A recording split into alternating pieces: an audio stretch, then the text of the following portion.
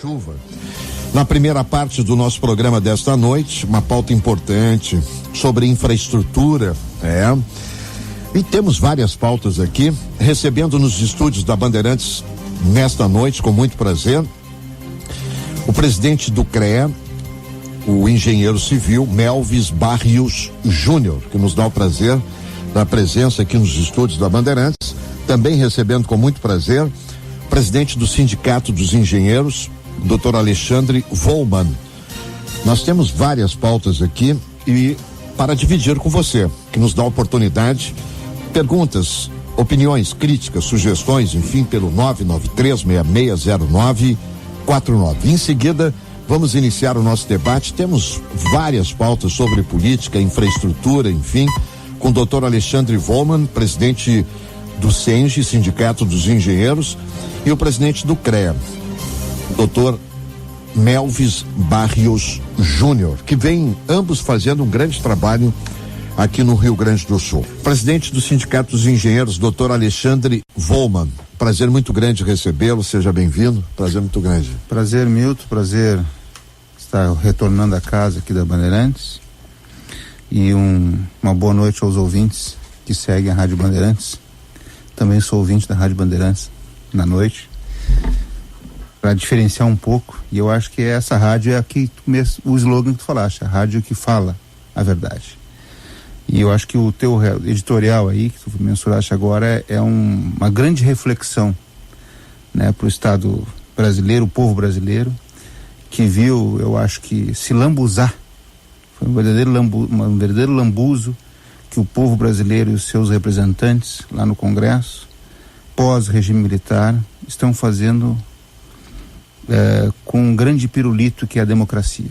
Eu acho que isso aqui, tudo que tu falou, remete a um divã, a um grande divã, um divã que nós temos que botar o Estado brasileiro nele e repensar o Estado brasileiro. Porque me parece que a oportunidade que o povo, a nação brasileira teve pós-movimento militar, me parece que nós temos que repensar. Eu acho que o teu relato aí, para iniciar esse bate-papo aqui com o Melvis, nosso parceiro, junto com a Bandeirantes, que também é nossa parceira, nós somos parceiros da Bandeirantes, eu acho que é uma grande reflexão. Começamos já bem à noite numa grande reflexão nesse editorial que tu acabaste de ler aqui, né? E as manchetes que tu desse, eu não sei se a gente ri, chora, esperneia, chuta, ou o que fizemos, né? Porque só tragédia. Estão fazendo leilão de cavalos da Brigada Militar. Eu quero até falar sobre isso em seguida. Mas que absurdo nós chegamos, né? Eu me admiro desse governo fazer isso, né? Já acabou com a ciência e tecnologia, né? Nós estamos lutando ainda para que isso não se concretize, né? Mas Michel Foucault dizia que o escárnio da sociedade a gente jogava dentro de um presídio, né? Acho que a sociedade está com um verdadeiro repulsa desse governo e nós queremos talvez fazer o mesmo que Michel Foucault fez nos seus relatos, nos seus livros, né? De que a sociedade não queria enxergar a podridão e jogava dentro de um presídio. A gente ouve relatos de pessoas que nos procuram, que transitam, que a gente pega um táxi e ouve, alguns arrependidíssimos de ter votado nesse governo, né? E vontade de fazer a mesma coisa, jogar esse governo no seu devido lugar, né? Muitas pessoas arrependidas de ter votado nesse governo. 9h20, doutor Melvis Barrios Júnior, presidente do CREA, seja bem-vindo. Muito obrigado pela gentileza e pela presença. Nós que agradecemos, Milton, a participação nesse seu programa. Prazer aqui estar com o Alexandre também, que é nosso colega e nosso companheiro aí de batalhas pela engenharia, num momento de crise muito forte na infraestrutura brasileira. Na nossa área aí nós temos mais de 600 mil desempregados na área de engenharia nesse último ano. Então é uma crise que é muito forte e o emprego é a base do equilíbrio social, né? Sem emprego tu tem miséria. Sem emprego, pai de família não alimenta seus filhos. E isso leva uma convulsão social. O Brasil hoje dizem que está com 13 milhões de desempregados. Eu acho que é bem mais. Eu acho que essa estatística ela não está muito precisa, deve se aproximar dos 20 milhões, né? Porque o subemprego, ele não é um emprego, né? Então, a nona economia do mundo, o nono PIB hoje, apesar da crise, né? Convivendo aí com cada desempregado desses, tem 2, 3 dependentes, tu joga isso para que 50 milhões de pessoas numa extrema penúria, com a dificuldade. Então, é uma situação muito, muito grave, né? Que o Brasil, infelizmente, ele não tem gestão, é um país sem gestão. Temos temos território, temos recursos naturais, temos identidade cultural, identidade social, não tem problema religioso. Quer dizer, do ponto de vista teórico, fazer a gestão do Brasil é uma coisa muito fácil, se tu pensar bem, comparando com outros países que tem uma série de problemas, né? Nós, por uma questão geopolítica, não temos nada disso e a gente não consegue direcionar esse país. Infelizmente, hoje não se pode mais ter uma queda da Bastilha, até eu brinco, né? Precisaríamos da queda de Brasília, né? Mas não temos mais a guilhotina, né? Eu acho que hoje a nossa guilhotina é o voto, a democracia. Agora, o brasileiro realmente, como tu falou, se tu lembrar bem, o Calheiros renunciou para não ser cassado e voltou de novo pelo voto. Sim. O Arruda lá em Brasília. Sim, a mesma coisa. É um processo que a gente não consegue depurar pelo voto. Então, os meios de comunicação têm um papel muito importante nessa discussão, e eu acho que essa bandeira de não reeleger ninguém é uma bandeira muito importante, né? Isso talvez quem for eleito na próximo mandato vai saber que se não fizer um trabalho adequado em benefício da sociedade, também não vai se reeleger. Talvez seja uma forma de a gente poder usar esse poder da democracia.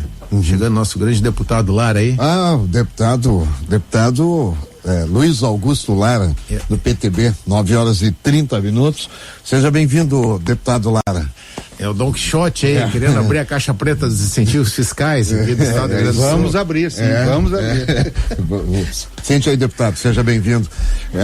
E uma boa noite. Muito obrigado aí pela presença. Vim acompanhando vocês, vi o teu editorial ali, muito bom, é isso aí mesmo. Eu tô contigo e não abro, como sempre, né? Meus amigos aqui, queridos amigos batalhadores aí pela causa da infraestrutura no Rio Grande do Sul, dos empregos, né? O Alexandre, o Melvis, prazer estar com vocês compartilhando essa mesa aqui, que não é para qualquer um, né? Seja bem-vindo. Essa mesa aqui não convida também, se o cara fica meio em cima do muro, não tem muita... Não, eu sempre digo o seguinte aos nossos ouvintes aqui, né? O programa está completando agora 10 anos em junho. Eu sempre digo aos ouvintes, eu posso até cometer algum erro, como já aconteceu, mas os convidados deste programa são pessoas que vêm aqui para somar e que eu tenho respeito aos ouvintes durante 3 horas que eu tenho de programa de domingo a sexta. Eu não vou colocar aqui. Esses dias me ligou a chefe de gabinete da liderança do PMDB no Senado da República, pedindo ao senador Renan Calheiros direito de resposta aqui no programa, porque eu tenho atacado muito e tal as posições dele. Eu respondi para ela o seguinte: minha senhora, lamentavelmente o senador Renan Calheiros só vai falar nesse programa através de uma decisão judicial. Eu não dou espaço para fisiológico mentiroso e corrupto. Aqui não tem espaço. Agora, se o Poder Judiciário definir que aí eu cumpro a lei, só que ele vai escutar o que ele não quer também. Então não vou perder tempo com meus ouvintes, colocar aqui o Renan Calheiros para falar, né? Não tem como, né? Não vou perder meu tempo com ele. Por sinal, hoje, até fazendo uma observação, né? O jornalista tem direito de fazer as perguntas, como o entrevistado tem direito de responder, se quer responder ou não. Eu já fiz pergunta uma vez se o cidadão, um político, se ele fumava maconha ou não, porque ele falava tanto na descriminalização da maconha. Eu perguntei para ele: vem cá, o senhor já fumou maconha? Como é que é? E ele me respondeu educadamente que não, enfim. Eu estou dizendo isso porque, casualmente, eu sou um cara que todos os dias no rádio, me acordo e vou e dá um intervalo, eu passo para o outro, enfim, e eu liguei o rádio de manhã, estava o Roberto Requião falando, e como ele é o relator, né, dessa proposta de abuso de autoridade, me chamou a atenção, fiquei escutando. No final da entrevista, o meu colega da RBS, da Rádio Gaúcha, perguntou a ele: olha, o senhor está em Montevidéu, né, senador? Sim, estou em Montevidéu. E aí, está comprando uma carne? E ele responde pro jornalista, né? Olha, ainda bem que tu não tá na minha frente, porque se tu tivesse na minha frente eu ia te dar uma bofetada no teu focinho. Moleque! Mas vem cá, a que ponto chegou um senador da República? Só que não conhece também o Roberto Requião, do Ferreirinha. Lembra do pistoleiro Ferreirinha que fez o Requião ganhar a eleição lá no Paraná? Quer dizer, é um negócio absurdo. Lamentavelmente, a inversão de valores. O jornalista perguntou para ele: olha, o senhor está comprando carne em Montevidéu, qual é o problema? O problema é que ele foi financiado com 2,5 milhões pela JBS, deve ser isso que ele interpretou. É óbvio, é óbvio que é isso, né? Com certeza, né? E aí eu não sei, né? E nesse momento a gente vê a classe política acuada, e tem que estar acuada, né? Com tanta coisa que está acontecendo.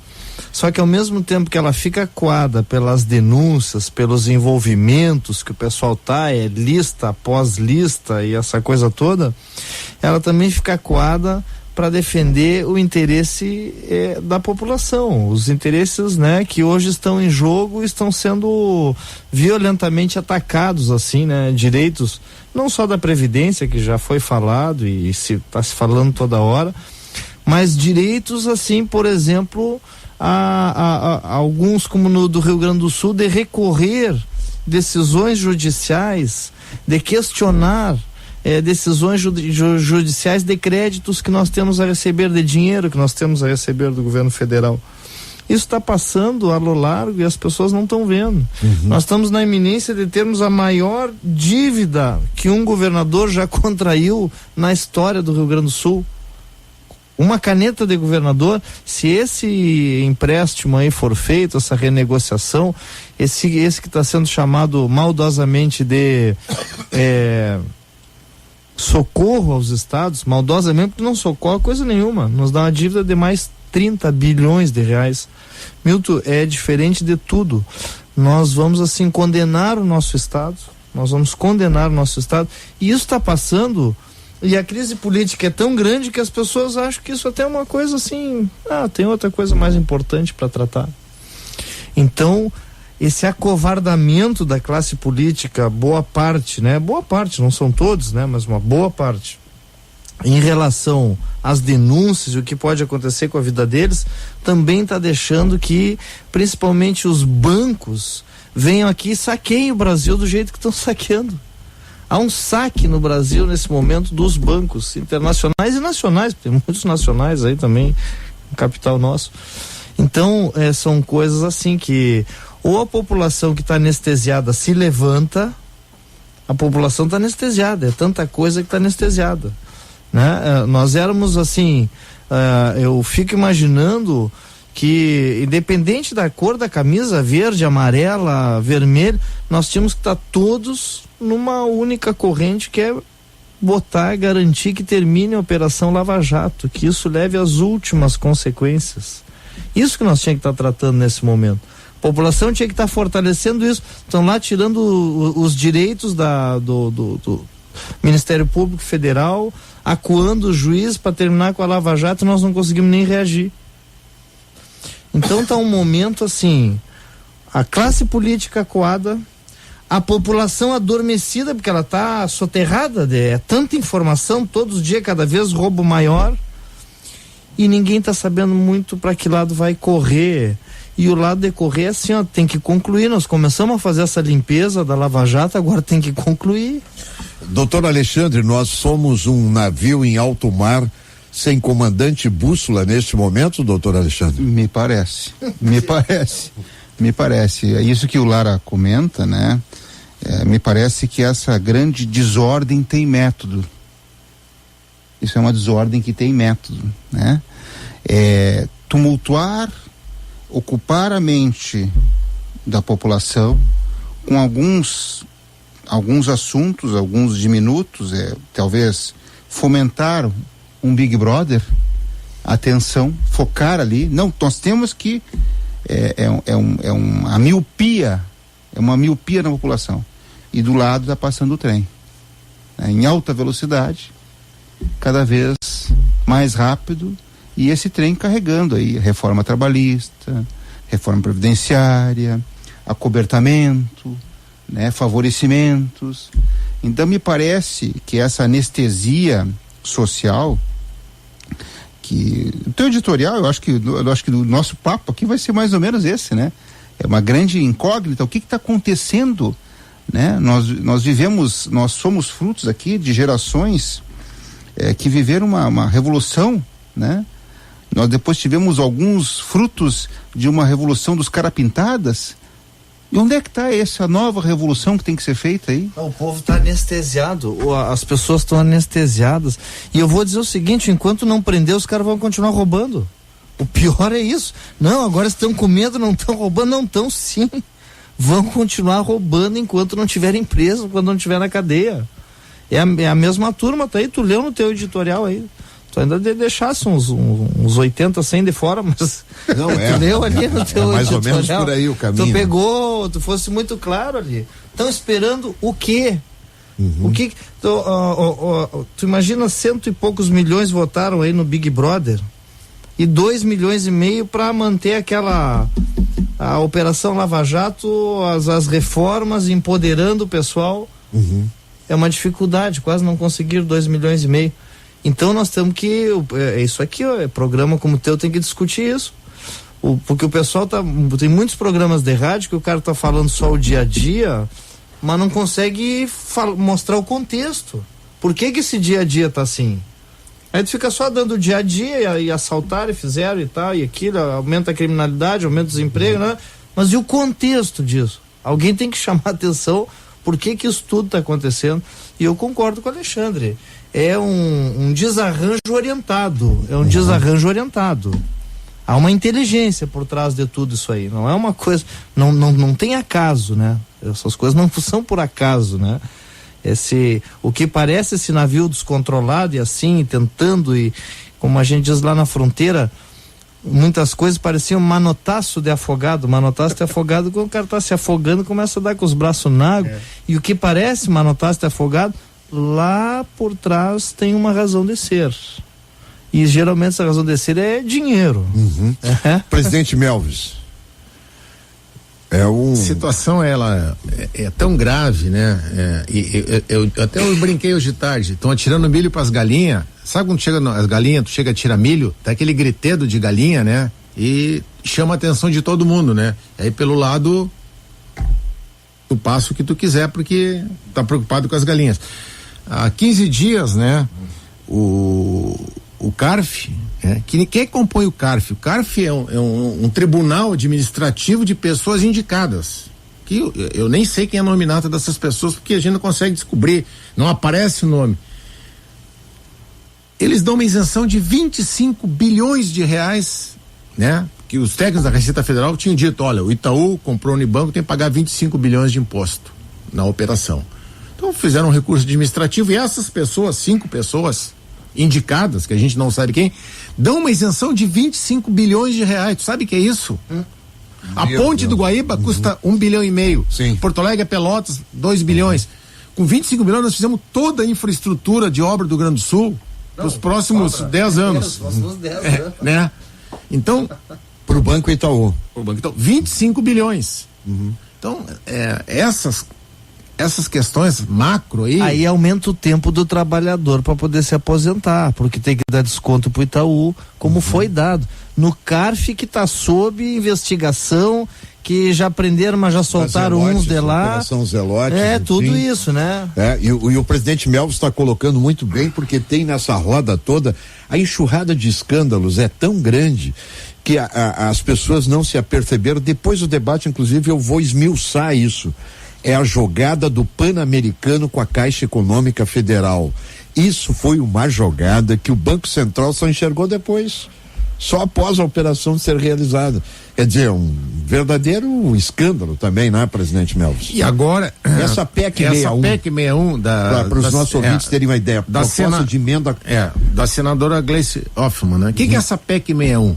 Vocês lembram que há 10 anos atrás se falava em obra fantasma, né? Sim. Então as emendas parlamentares para fazer uma escola, um hospital, hoje, como é que é feito? O dinheiro vem e esse dinheiro, ele vai ser aplicado ser liberado através da Caixa Federal. Então tu tem que ter um projeto, a Caixa Federal, através do seu corpo técnico de engenheiros e arquitetos, são 2.200 no Brasil, ele acompanha a aplicação desses recursos. Essa PEC 61, ela retira a Caixa Federal do processo. Então o dinheiro vai direto para o município. Muitos municípios não têm estrutura técnica nenhum. O prefeito lá vai contratar, vai licitar. E a Caixa Federal, através do seu departamento técnico, engenheiros, não vai mais participar desse processo. Então, vai voltar aquilo que a gente via antes. Olha, a obra iniciou, liberou 500 mil e não tem nada, só tem tapume, só tem as instalações. Então, é altamente prejudicial, também são bilhões de reais, através das emendas parlamentares. É um volume considerável de dinheiro. E esse processo, ele está muito bem ajustado nos últimos 10 anos. Tu não vê mais falar em obra fantasma. Sumiram as obras fantasma. Por quê? Porque tem um órgão técnico bem estruturado em todo o Brasil. Com técnicos dentro da Caixa. Com mais de 2.200 engenheiros e arquitetos. Então agora quer se retirar e voltar. Então tu imagina lá um municípiozinho do interior vai receber esse recurso, uma emenda parlamentar de 1 milhão, 2 milhões e vai ser aplicado numa obra lá e que ninguém sabe como é que foi licitado. Sim, o deputado já vai dizer pro prefeito, olha, eu tô mandando 1 milhão para ir, a empresa que vai fazer, eu tô indicando aí também, porque daqui a pouquinho ela vai me ajudar. Ela velha prática. É o caminho da corrupção, né? É o caminho, lamentavelmente, da corrupção, a propina pública, da emenda parlamentar, né? Quer dizer, então, com todo esse movimento aí hoje, o que o deputado Lara falou, se tem coragem, se apresenta uma PEC 61, com a emenda constitucional, com esse teor aqui, que é suprimir, eliminar a fiscalização dos recursos de emenda parlamentar. Quer dizer, as raposas não ficam tranquilas, elas querem continuar livres, né? Ela está ainda em fase de tramitação. Exatamente, Então a gente está fazendo uma pressão grande, um movimento, né? muito grande em todo o Brasil aí, através de todos os CREAs estão envolvidos nesse processo, vários sindicatos de engenheiros, para que a gente consiga barrar essa emenda. Essa emenda é altamente nociva e não atende o interesse da sociedade brasileira. Eu acho, presidente Melvis e presidente Alexandre, só pelo fato da origem, da autoria, vai ter dificuldade de ser aprovado, porque a senadora Gleice Hoffmann, ela construiu uma imagem de truculência dentro do Senado da República, enfim, e apesar sem falar no teor do dispositivo constitucional, enfim, mas é uma PEC que realmente abre o caminho para a corrupção, né? Não tenha dúvida nenhuma, é o caminho da corrupção, sem fiscalização, né? É mais ou menos isso aí que eu relatei anteriormente, né? Me parece que a esculhambação tem método, apesar de ser a Gleice Hoffmann ser autora dessa PEC, o povo tem memória curta e o jogo de interesses, como dizia o falecido governador, né? Tá acima de tudo isso, né? Então isso aí justamente pro trem passar, né, Melvis? Pro trem carregado passar o quê? Da corrupção. E quem é que vai fiscalizar no município lá que de vez em quando na prefeitura não tem um engenheiro? Não tem um engenheiro para fiscalizar uma obra, né? Não tem como, né? Não tem estrutura, né? Deveria ter estrutura, porque eu acho que se o gestor municipal tivesse vergonha na cara, ele botava ao menos um engenheiro, né? Para cuidar do seu pacote de financiamentos via FUNASA, BRDE, OGU, Caixa, o que seja, mas me parece que é bem isso aí, a esculhambação tem método, né?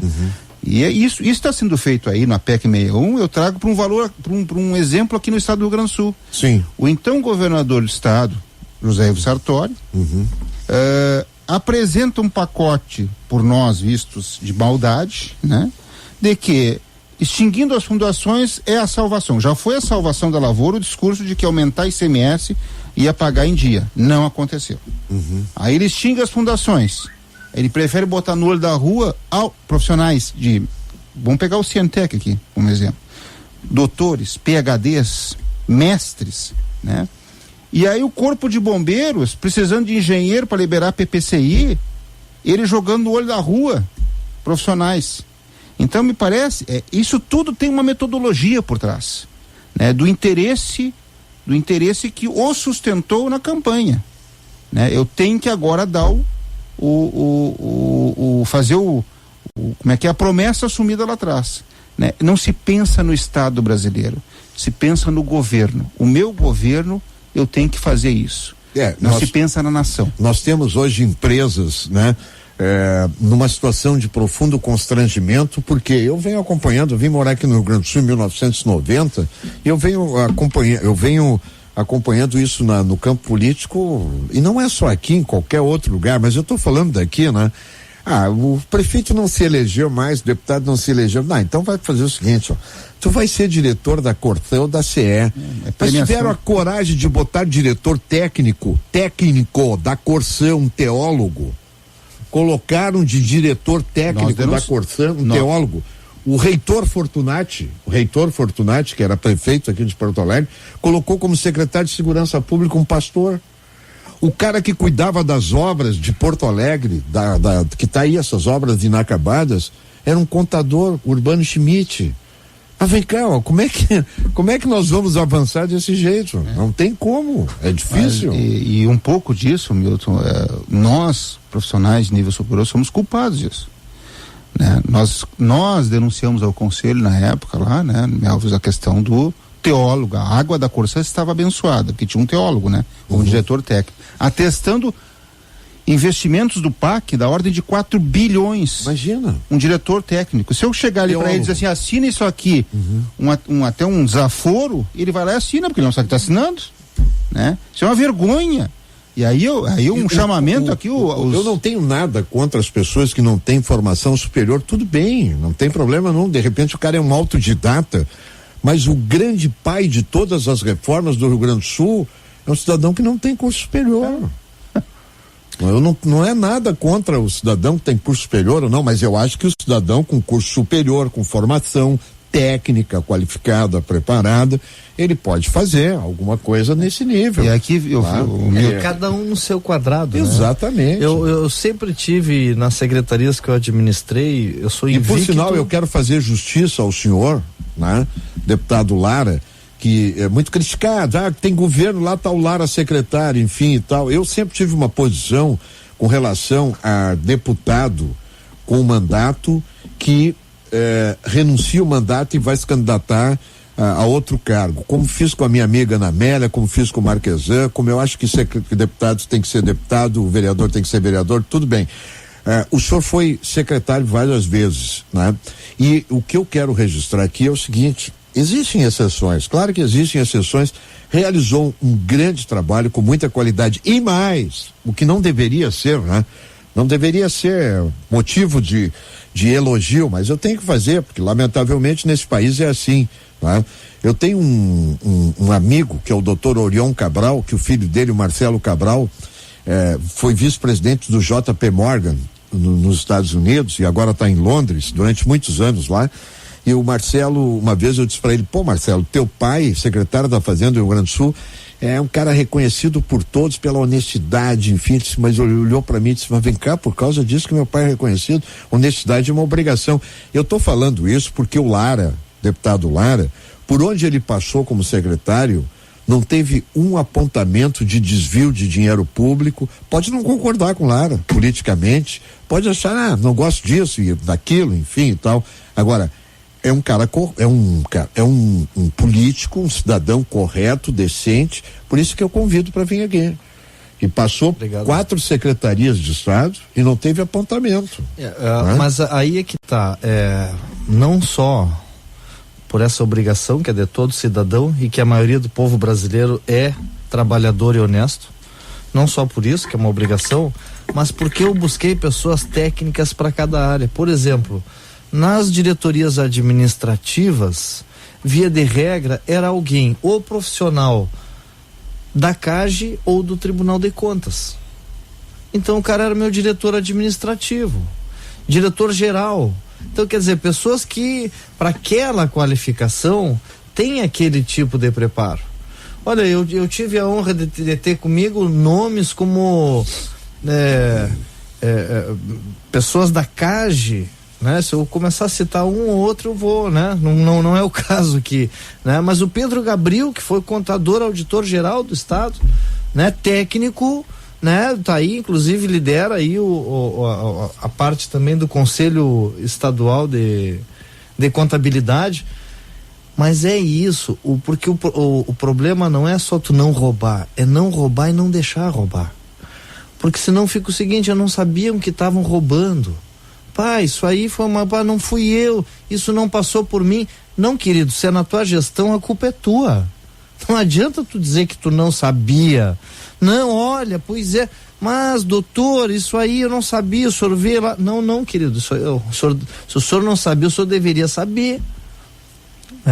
Então, essa questão toda que a gente vê, de quem sabia, de quem não sabia, de se o dinheiro foi, se o dinheiro vem, eu acho que agora é o seguinte, ó, o povo brasileiro tem que fazer isso mesmo, pegar as listas, olhar nas listas, né? O pessoal não queria voto em lista, há poucos dias não era voto em lista. E olha, tá correndo o risco desses deputados lá e senadores aprovarem. E aí pega as listas, é o seguinte, esse aqui realmente estava envolvido, porque até lá já vai saber, até a eleição, porque também tem muita coisa que tem que separar o joio do trigo, tem alguns que não foi fruto da corrupção, enfim, sei lá, cada um que se defenda como tem que se defender. A obrigação nossa e de político que queira ter minimamente a confiança das pessoas daqui para frente é nem aparecer em lista. Tu entende? Esse momento as pessoas estão tão arrepiadas que só o fato de tu aparecer já esculhambou a credibilidade. De tão desconfiadas que as pessoas estão, com razão. Só saliento, viu, Milton? As pessoas precisam começar a se manifestar diante de algumas coisas que são ataques frontais ao presente e ao futuro. Seja do endividamento do Estado, que é um absurdo fazer esse endividamento, só o Rio Grande do Sul vai fazer isso, seja o ataque ao que estão tentando fazer a Lava Jato, tem que vir pra rua. A impressão que eu tenho é que muita gente que protestou para tirar a Dilma e para manter o Temer, que essas pessoas agora elas estão tipo envergonhadas. Só que as pessoas não têm do que se envergonhar, isso é um processo. Não estava bom, tirou a Dilma, não tá bom com o Temer, tira o Temer, prende o Temer ou prende quem tiver envolvido em falcatrua, em vigarice, entende? A verdade é que as pessoas não podem abandonar o processo no meio, porque senão, em vez dele ser um processo que está aprendendo, que está transformando, que está moralizando, ele volta para trás. Os caras vão continuar roubando, né? Vão continuar não indo para cadeia, vão enfraquecer alguns exemplos que são paradigmas para outros. Então ao mesmo tempo que as pessoas têm que fazer esse selecionamento, elas precisam começar uma mobilização, e não precisa ter vergonha, viu, Milton? Não precisa ter vergonha. Quem saiu pra rua, né, e foi também responsável, né, em pressionar para tirar a presidente Dilma, agora também tem essa moral, porque a pessoa não votou no Temer. Ah, bom, o que serve tem que ficar e o que não serve tem que limpar. Então eu agradeço essa noite. Acho que nós estamos vivendo um momento histórico no país, né? Hoje foi um momento também da votação do salário mínimo regional lá na Assembleia, né? Tá acontecendo muita coisa importante e ao mesmo tempo. Então as pessoas não afrouxem. Não troquem de canal quando a televisão começar a dar as questões da corrupção, não troquem. Não bota na novela. É aquilo ali, não vai ver aquilo ali a vida inteira, mas é uma época agora de travessia que nós temos que estar por dentro disso. Nós temos que ter opinião. Certo ou errada, tem que ter opinião. As pessoas têm que se informar a ponto de terem a sua própria opinião. Quando os políticos não sabem mais o que fazer, entrega pro povo, para a sociedade. Mas aí o povo e a sociedade tem que ter opinião, tem que estar formando. 9h57, eu vou chamar o primeiro intervalo, antes cumprimentando, chegou agora aqui conosco, o doutor Alex Custódio, juiz do Tribunal de Justiça do Rio Grande do Sul, está aqui no tribunal agora, doutor Alex Custódio, boa noite, seja bem-vindo, presidente Melvis do CREA, presidente do Sindicato dos Engenheiros, doutor Alexandre, deputado Luiz Augusto Lara e agora o doutor Alex Custódio, seja bem-vindo. Uma satisfação estar aqui de novo, eu tenho contato contigo ontem, né, estamos gestionando aí quem sabe a Band estender mais seus laços para a região das Missões, lá para nossa Ijuí querida, lá onde eu trabalhei por 7 anos lá e graças a Deus sou muito festejado lá, apesar de ter saído de lá 14 anos já, né. Um abraço ao presidente Melvis, né, ao presidente Alexandre, ao deputado Lara, não conhecia pessoalmente, mas seu nome lhe precede, né, não só na questão de idoneidade política, mas como homem, como pessoa, como defensor dos seus ideais, das suas perspectivas, dos seus projetos, dos seus princípios, né, não é à toa que posso lhe chamar assim, não é à toa que o amigo tem um conceito e livre trânsito, né, em toda essa sociedade gaúcha. Isso nos dias de hoje, como o nobre deputado estava falando mesmo, é bastante raro, né, ter esse conceito e essa noção do que é público, né, e do que a gente deve fazer com que as pessoas hoje repensem naquilo que estão pensando para daqui uns anos, para a eleição, né. O nosso amigo Colares sempre dizia, né, que o voto é a arma do povo, né? Põe o teu voto na mão, teu voto é tua arma. Põe o teu voto na mão, teu voto. Na minha dissertação de mestrado eu escrevi sobre o Poder Judiciário como um instrumento de efetividade dos direitos da cidadania, porque a gente não tem direitos efetivos, né? Nós temos uma carta constitucional, que é uma coxa de retalhos, e esses direitos lá, para ser efetivados, tem que ter muita bronca, né? O deputado Lara sabe o quanto isso é penoso na Casa Legislativa, para poder negociar, para poder acertar, para poder ver quantas pontas dessa coxa nós temos que atar, né? Mas eu festejo essa vinda aqui, Milton, né? Um abraço para Mafalda lá, nosso companheiro de longa data também, nosso amigo ali. E que bom que temos o exemplo aqui, o nosso deputado Lara, que tá com uma luz, né? Tô lhe elogiando aqui porque isso, como diria no plenário, porque Vossa Excelência merece. Doutor Alex Custódio, juiz de direito do Tribunal de Justiça, filho de um procurador, né? Procurador também reconhecido pelo Ministério Público do Rio Grande do Sul. Doutor Alex Custódio foi oficial do Exército. Inclusive estava vindo agora lá no aniversário do RCG, fui convidado para comparecer pelo general Pujol, que é de cavalaria, que é o quarticeiro, o comandante militar do Sul, pelo general Stumpf, também é de cavalaria, o general Stumpf, para ver como as linhas vão se atando, né? O general Stumpf é irmão do doutor André Stumpf, que é cardiologista concursado do Tribunal de Justiça, né? Lá também o general Castro, que é o comandante do Centro de Operações, que está indo agora tu vê, ele é gaúcho, né? Tá indo para Washington, ser adido militar de Washington, é o único posto de adjutância militar no mundo do Exército Brasileiro que tem um general de brigada, né? Ele vai como general de brigada. E também ele, como coronel, foi instrutor do West Point por 2 anos, um oficial brasileiro. Então esses são bons exemplos, aproveitar, né? Milton, então, bons exemplos lá. Vou entregar aqui a nossa revista do CREA, que até eu brinco, né? A revista de maior tiragem, 80 mil exemplares. Sim. Nós temos uma matéria esse mês aqui, Engenharia Militar no Sul do Brasil. Olha, o senhor vai gostar dessa leitura. Engenharia Militar. Essa ponte aqui, ponte quem mais fez, o segundo viaduto ferroviário mais alto do mundo. Quem fez foi o primeiro BIF, que é de Lages. Exatamente. Primeiro batalhão de infantaria. Bom, eu vou fazer o primeiro intervalo. Aliás, vamos aproveitar 10 horas e 1 minuto. Vamos aproveitar que o deputado Lara está aqui, nós temos várias ideias para ele encaminhar para a Assembleia, né? Uma é essa. Que se tentou, Lara, me permite te chamar assim, que se tentou lá por meio do deputado Pedro Westphalen, que é um querido amigo conterrâneo de Cruz Alta, fazer esse convênio com o Ministério do Exército quando iniciou com o general Mourão. Eu não sei se tem continuidade com o general Pujol, dos convênios que nós temos vários batalhões de engenharia no Rio Grande do Sul. Temos o 3º BE em Cachoeira, que é um dos maiores batalhões de engenharia do Brasil, né? Temos o 12 em Alegrete, temos companhias de engenharia que podem muito bem arrumar nossas estradas.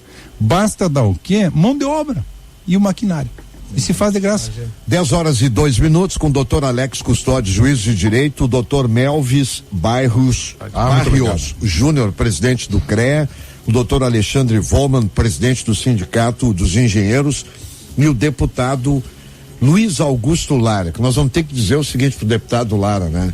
Deputado Lara, 2018 o senhor pegue um avião e vá para Brasília, chega de Assembleia Legislativa, agora vá lá para Brasília lá, porque agora nós precisamos de gente forte lá em Brasília.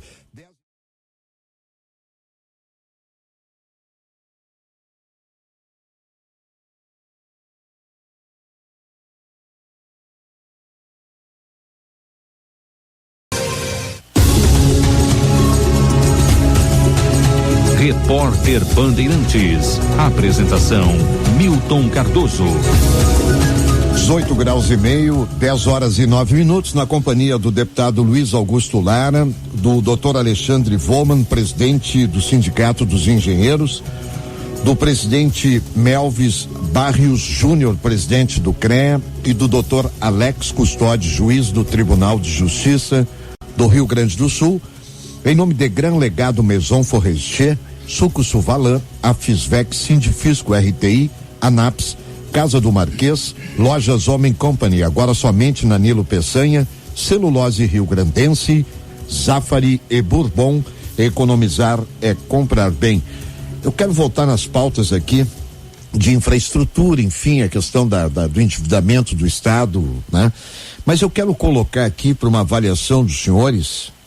Eu já imaginei na minha vida, olha, nunca imaginei ouvir o que esse cidadão diz aqui, ó. Diga aí.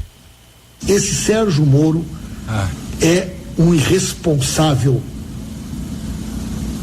Esse Sérgio Moro é um cidadão que está colocando em risco não só a democracia, mas a normalidade, a segurança, a ordem. Esse cara é um insano.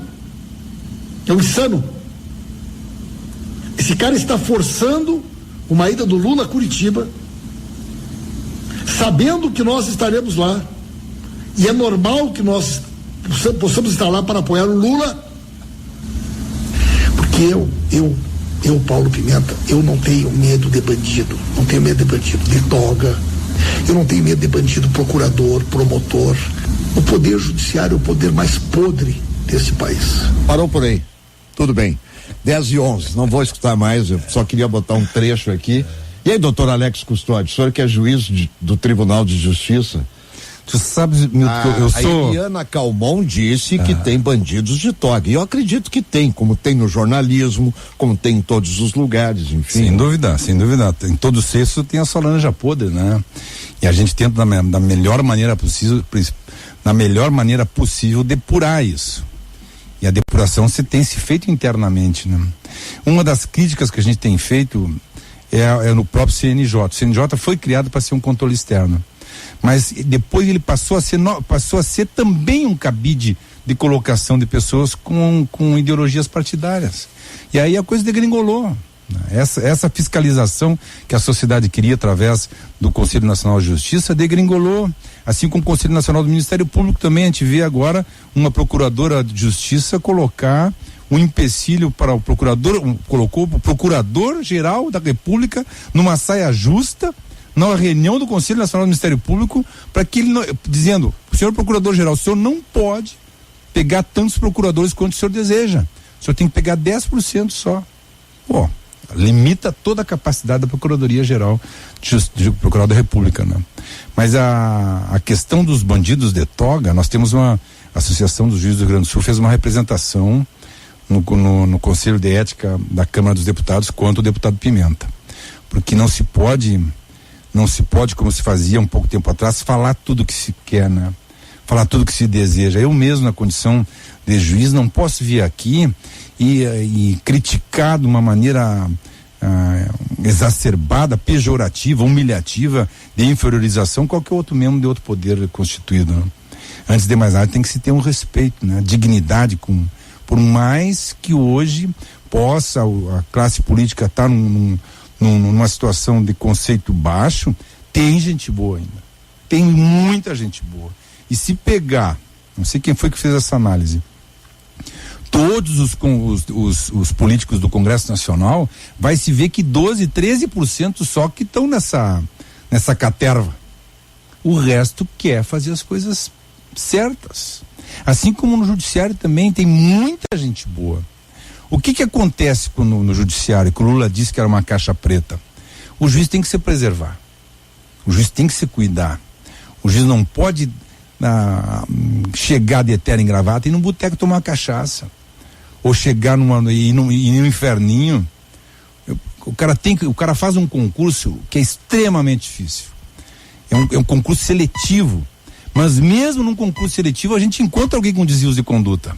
Nós já tivemos um magistrado exonerado porque teve um desvio de conduta sexual, né? Abordou uma menina e tentou abusá-la, né? Nós já tivemos um magistrado afastado por abuso, por pedofilia. Nós já tivemos um magistrado afastado por confundir o nosso com o vosso, né? Fazer sociedade com um advogado e tentar conseguir e ter. Tu vê, ele comprou uma Mercedes-Benz, não teve o cuidado de colocar o nome dele, colocou o nome do advogado que era parceiro dele. Então, essas situações vêm a público. São julgadas. O julgamento de um juiz, ele é público. Quando vai para o órgão especial, qualquer um pode ir lá assistir. O menino o colega que teve o problema com o menino Bernardo foi quase execrado. Que foi lá se defender de um procedimento legal que ele fez contra alguém que praticou um crime contra uma criança. E já estavam culpando o juiz porque o juiz foi omisso, porque o juiz tinha que fazer, mas o juiz não age de ofício. O juiz não age de ofício, ele tem que ser provocado. Tem que ser provocado. Além de ser provocado, hoje nós estávamos discutindo na sessão que não basta numa cláusula por exemplo, de capitalização, hoje dizer não, teve capitalização. O contrato tem que estar expresso, tem que estar escrito. Senão não pode cobrar. Isso é o império da lei, né? Se tu vai nos Estados Unidos, tu vai em qualquer lugar e diz assim lá, this is the law. Essa é a lei que tem que ser cumprida. Agora, no nosso país, onde se criam leis pontuais para beneficiar determinadas pessoas, como é esse caso agora que vai ser colocado em pauta, a lei de abuso de autoridade, tanto o juiz quanto o promotor, quanto o delegado, está sujeito a uma penalidade criminal, desde que ele não obedeça o devido processo legal, desde que seja arbitrário. Olha, vou prender o Milton Cardoso, vou prender por quê? Não vou prender porque eu não gosto dele, cara, porque a gravata dele é amarela. Sim, mas isso já está sujeito, né? Sim, se hoje fizer, claro, sem dúvida. Não tem. Sem dúvida. Para te ter uma ideia, eu fui fazer uma audiência conciliatória no escritório de advocacia de um médico que estava sob pena de prisão, um processo de separação judicial de 17 anos, e eu fui com a minha secretária. O que esse médico fez? Gravou a audiência e me denunciou. Porque dizendo que eu estava cooptando ele. Fui absolvido, cara. Mas tive que mandar pedido no processo dele.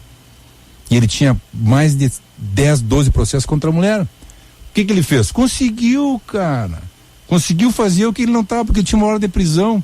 Me tirou, assumiu outro colega, revogou a ordem.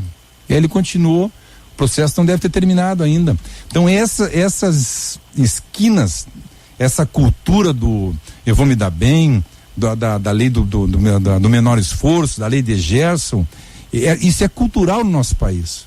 E começou com Pero Vaz de Caminha, que quando escreveu pro rei, pediu uma beirada pro sobrinho. E de lá para cá foi sendo assim sempre, Lara, meus queridos presidentes. Só que agora os ingleses somos nós. Tudo é feito para inglês ver. Não, eu não vi. Não, eu não tenho conhecimento. Não é do meu, eu tô obedecendo ordens. Isso foi fulano que fez. Pô, e a população começa a acreditar. Porque o maior articulador do Terceiro Reich não foi o Hitler, foi o Goebbels, que era o ministro da informação. E aí, doutor? Uma mentira 3.000 vezes dita começa a ser verdade. Doutor Alexandre. Justamente, é que nós temos que ter o contraponto, né? Eu acho esse discurso inflamado e um pouco exacerbado do nosso deputado federal Paulo Pimenta, quem não deve não teme. Eu sou da seguinte opinião, vai lá. Agora, será que não podemos entrevistar Deus, já que não, nós temos que ouvir todos, justamente para não fazer o juízo final, né? Sem dúvida. Né? Não execrar em praça pública. E o Lara é deputado. Os senhores têm gestão. Para vocês tem pessoal para administrar, tem receita para administrar. Vocês têm que prestar contas. O deputado Lara tem É só fazer isso. Deixa eu só interromper um minutinho para colocar o seguinte: o debate está aberto, né? Porque quando o microfone fica na frente de um médico, ou de um coronel da brigada, ou de um magistrado, tem que ter, porque senão eles tomam conta do microfone. Mas sabe que é bom ouvir o doutor, porque na verdade é exatamente isso aí. Nós temos aqui, como todas as partes aqui, né? Nós formamos esse mosaico. Acho que esse é o brilhantismo aqui do teu programa, né? Então, opiniões diversas, mas a gente vê quando a causa é a mesma, as opiniões, elas podem cada um ser dado de uma forma, mas são convergentes, mas elas são convergentes no sentido. Eu acho que tu colocou aqui, não posso me furtar de falar, né?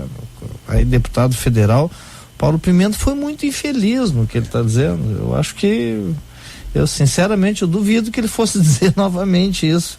Se ele ouviu, né? Depois que ele falou, ele deve ter pensado, se arrependido muito, porque não é assim, não é dessa forma, né? São com fatos, com provas, né? E com mobilizações. É legítimo, se quiser, no dia que for entrevistar o Lula lá, botar 50 mil pessoas lá, pode colocar. Qual é o problema? Não pode quebrar, não pode invadir, não pode cercear.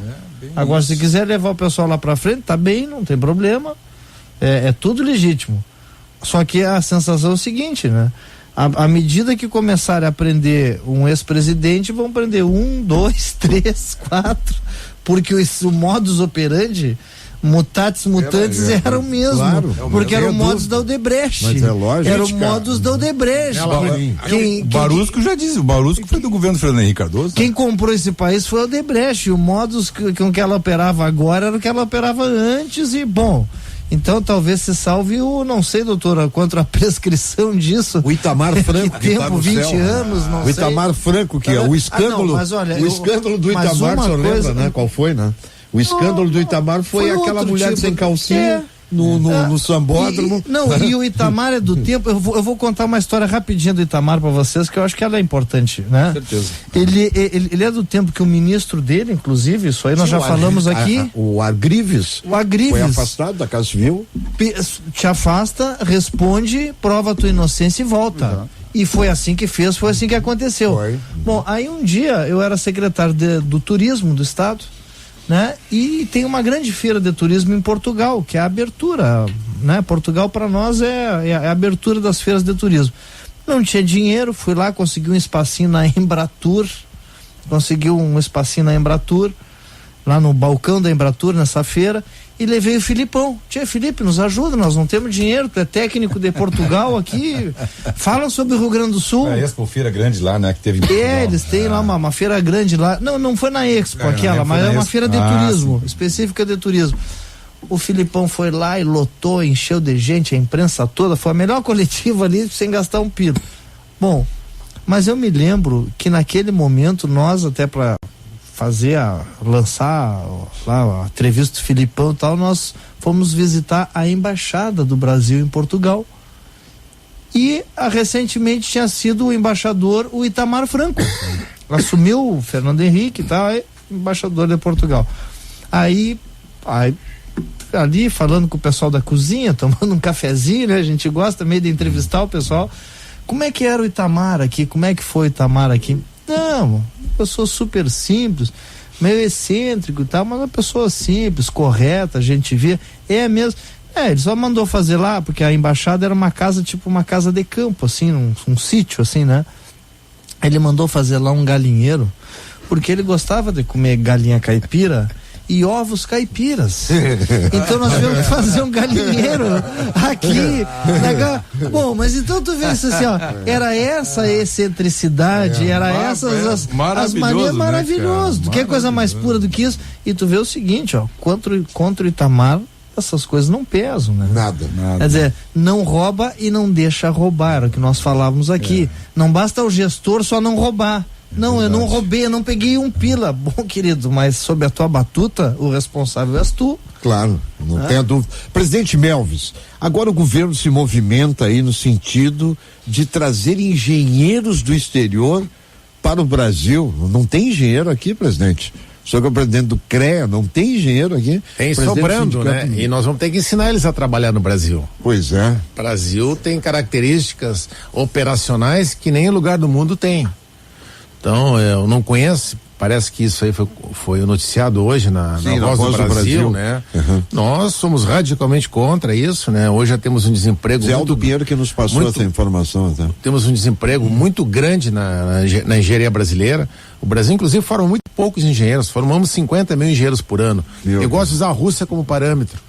E tem mais ou menos a mesma população brasileira. A Rússia está formando 200 mil engenheiros. E a China está formando 600 mil engenheiros por ano. Agora, um país que em 2016 aplicou 150 bilhões de reais em infraestrutura e usou 800 bilhões para fazer rolagem de juros da dívida pública interna, ele não tem futuro. Tu não consegue terminar uma pontezinha aqui do Guaíba que custa para terminar 1,5 bi. 1,5 bi é um dia. É um dia de juros da dívida pública interna. Se nós deixar de pagar um dia, tem dinheiro para ponte. Se nós deixar de pagar a dívida pública, o juro, né? Não estamos batendo o principal. 2 dias, terminamos a duplicação até Pelotas. Então, a situação o Brasil não cresce, né, Milton? Aqui no Rio Grande do Sul estão aplicando 0,9% do PIB, do Produto Interno Bruto do Estado, em infraestrutura. Para tu manter o que tu tem no Estado, precisa aplicar 1,5%. Nós estamos perdendo rodovia, estamos perdendo pontes, estamos perdendo infraestrutura. O Rio Grande do Sul está encolhendo, né? Eu até tenho que falar com o deputado Lara, que eu não sei bem a posição dele, que é da região.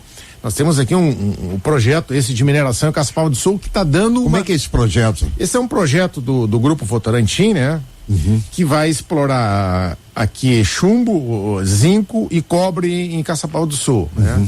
Projeto que vai se investir em torno de 500 milhões na primeira fase, vai ter uma duração em torno de 25 anos, mas já existem estudos de mineração para uma segunda fase. E esse debate, o Estado, ele não gera renda, né? O Estado, a renda dele é do imposto. Então o Rio Grande do Sul está quebrado. Se tu não industrializar o Rio Grande do Sul, como é que tu vai ter dinheiro? Então, cada vez que tu vai trazer um empreendimento de porte aqui no Rio Grande do Sul, começa uma campanha, né, que tu não consegue implementar nada. Aqui eu já ouvi dizer que não, vai afetar a carne de ovelha lá de São Lourenço. Os caras estão a 300 quilômetros do empreendimento. Então, nós temos que discutir esse projeto de mineração, mas com técnica, não com ONGs que não conhecem nada. O prefeito de Cristal foi lá também numa audiência pública. Cristal está a 200 quilômetros ou mais do local da mineração. Então, nós temos que exigir uma tecnologia a melhor do mundo em mineração, nós temos que exigir todos os estudos ambientais. Agora, nós não podemos fazer uma discussão sem fundamentação técnica, porque senão a população do Rio Grande do Sul, que eu tenho dito, vai comer capim. Sim. Nós precisamos industrializar esse estado, precisamos trazer grandes empreendimentos. Nós tivemos nessa audiência presidente pública, Alexandre. Nós tivemos vou fazer um gancho com esse assunto aí de Caçapava. Nós fomos convidados, como algumas entidades de classe foram convidadas, universidades foram convidadas, e aqui tem que ficar registrado, o Rio Grande do Sul, existem poucas universidades de engenharia de Minas. O Rio Grande do Sul é agraciado com engenharia de Minas, é referência nacional e internacional, o corpo aqui da Universidade Federal do Rio Grande do Sul, engenharia de Minas, formam excelentes referenciais mundiais nesse tema. Né? E foi desprezado o assento na audiência pública de se manifestar. O sindicato tem dentro do seu quadro de diretores um conselho técnico consultivo. Nós despendemos, inclusive foi representando o sindicato, pessoas com notório saber do Cientec, sequer subiram para expor tecnicamente as vantagens desse projeto. Então, foram delegados a segundo, terceiro, quarto plano a técnica. Isso que o Melvis fala, nós vamos fazer uma manifestação muito forte nos jornais da região, né? O CREA também, parceiro. O CREA também, de capa ou contra capa. Eu estou propondo para nós fazermos um programa em Caçapava do Sul, ao vivo, com a região, com as lideranças da região, enfim, com o pessoal da Votorantim, com os técnicos. Eu acho que tem que acabar, eu acho que tem que acabar esse mito. O Rio Grande do Sul tem a metade do Sul de farto a questão do carvão, a questão da mineração, Nós temos uma faculdade da Universidade Federal, engenharia de Minas. Onde é que tem outra engenharia de Minas? Pergunto para vocês. Talvez na metade norte do estado brasileiro. E nós estamos desprezando isso, uma discussão técnica. Nós despendemos um quadro técnico para discutir, representar o sindicato, a Universidade Federal do Rio Grande do Sul, o Conselho, o Cientec, e foram menosprezados por movimentos que não queriam discutir, queriam fazer ideologia partidária ou ideologia política, né? E não discutir a técnica do que era o... Nós depois recebemos o pessoal da Votorantim lá no sindicato, fizemos uma manifestação, inclusive no site, e vamos sim nos manifestar veementemente em jornais da região, e peço a colaboração, inclusive, do Melvis, porque nós temos que defender a técnica, esse é o nosso principal papel, a técnica. E nós temos um estado que é borbulhante, é um segundo pré-sal, nós estamos ali na região de Candiota e Bagé, né? Agora, fechar a fase B da CGT por uma decisão política. Uma decisão política vai comprometer a Votorantim, assim Bagé. Mas o senhor não lembra que nós perdemos aqui a história Enzo para pro Uruguai, porque teve aquele debate ideológico, enfim, aquela questão exportamos toda. Carvão para Santa Catarina porque não podemos usar aqui, que negócio é esse? Vamos sentar e vamos discutir tecnicamente, mas chame as pessoas capacitadas para isso. E aí o senhor pega alguém, já passo pro deputado Lara, o senhor pega alguém com essa ideologia para fazer um debate, pergunta pro cara assim, mas o carvão mineral de Candiota, da usina de Candiota e tal, tá bem, cara pálida, e tu sabe como é que funciona o precipitador termostático, como é que ele funciona lá na usina, enfim, o cara vai olhar para ti e vai dizer, mas o que é precipitador termostático? Exatamente. Como é que é? Eles não sabem nada e ficam são coisas, que são, digamos assim, são coisas parecidas, mas são casos diferentes. Na questão do carvão, o que tem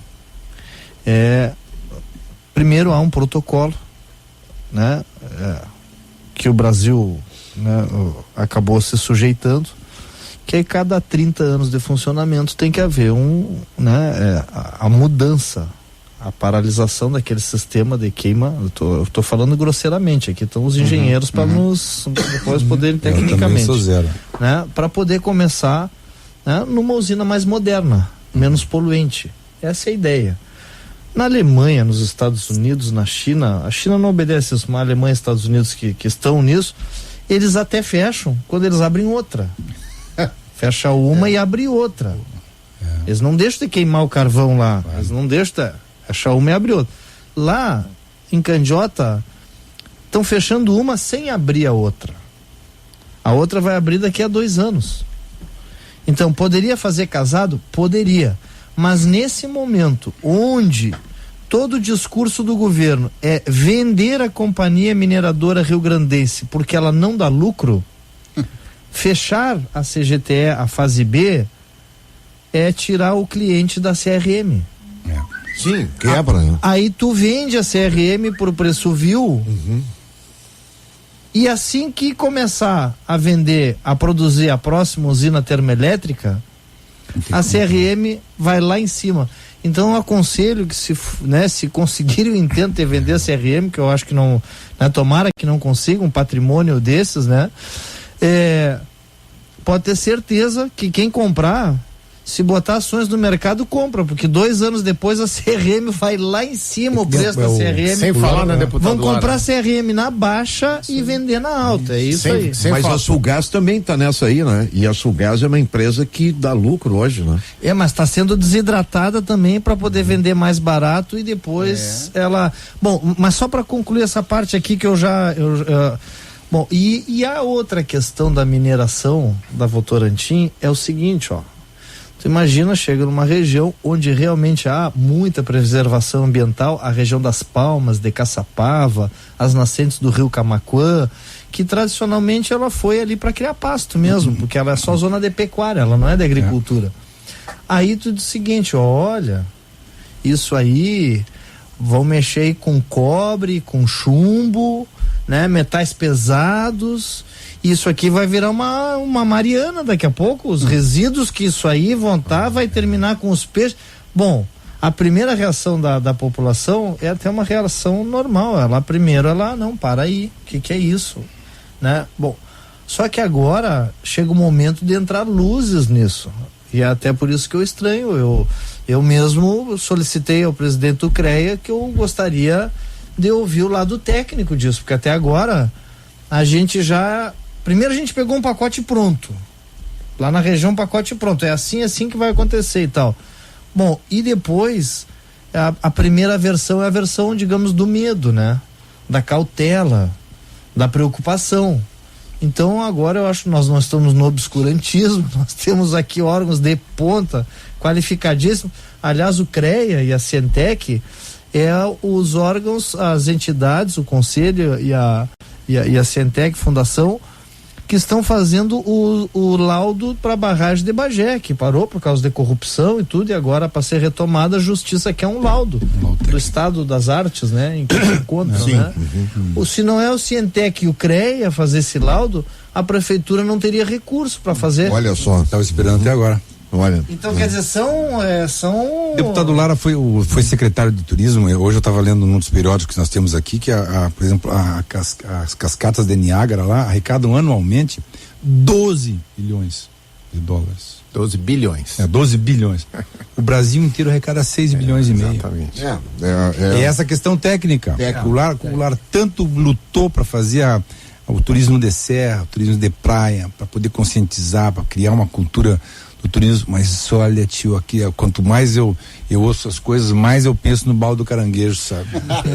10h35, eu vou chamar o último intervalo, depois não interrompo mais a última meia hora do nosso debate desta noite com o deputado Luiz Augusto Lara, com o presidente do Sindicato dos Engenheiros do Rio Grande do Sul, doutor Alexandre Volman, com o presidente do CREA, doutor Melvis Barrios Júnior, e com o doutor Alex Custódio, juiz do Tribunal de Justiça do Rio Grande do Sul. Olha, o doutor Melvis, na abertura do programa, eu acho que o deputado Lara estava a caminho, escutou, ele falou um negócio que eu tenho comigo quase que todos os dias, eu também comento com as pessoas, enfim, um país com as dimensões, com a riqueza que o nosso país tem, né? Que não tem terremoto, não tem vulcão, não tem furacão, não tem guerra. Não tem guerra, né?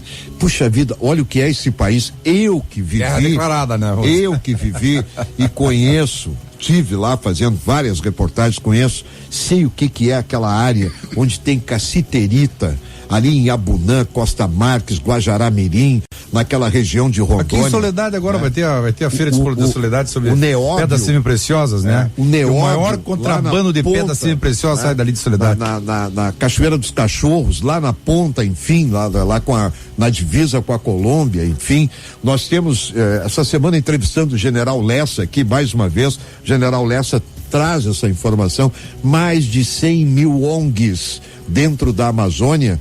Os presidentes, os comandantes dessas ONGs são adestrados, ficam lá 1 ano, 2 anos, ou na Ásia, ou nos Estados Unidos, ou na Europa, depois levando retornam. Exatamente, são laranjas. Não, né? e material vegetal e olha, animal também. Sim. Maior reserva de nióbio do mundo. É a maior do mundo. É a maior. Eu até quero fazer um debate com técnicos sobre o nióbio. Mas se aqui em Soledade fazem contrabando de pedras semi-preciosas, ali na mata fazem contrabando de árvores petrificadas, o que não faz na Amazônia, cara? Imagina lá, né? Agora querem fazer contrabando não, querem fazer pirataria aqui, trazer engenheiros estrangeiros para cá. Mas olha aqui, ó. Mais engenheiros. Tu sabe a fama de Mata, né? Mata fazia parte de São Vicente do Sul. Aí eu fiz o primeiro júri na cidade de Mata, foi um acontecimento total lá. E aí a Mata era a cidade do pau, onde o pau vira pedra, né? Aí eu mexia com o prefeito na época, que era o Gabriel, dizia assim, ó, pô, vamos mudar pra Mata, cara, porque onde o pau vira pedra aí, ele disse, no estado que se encontra. Tá bom. 10h37, voltamos em seguida, tá valendo a companhia. Na reta final do nosso debate desta noite, eu pergunto assim, ó, o governador, por exemplo, colocou, né, uma lista aí de empresas para serem extintas e tal.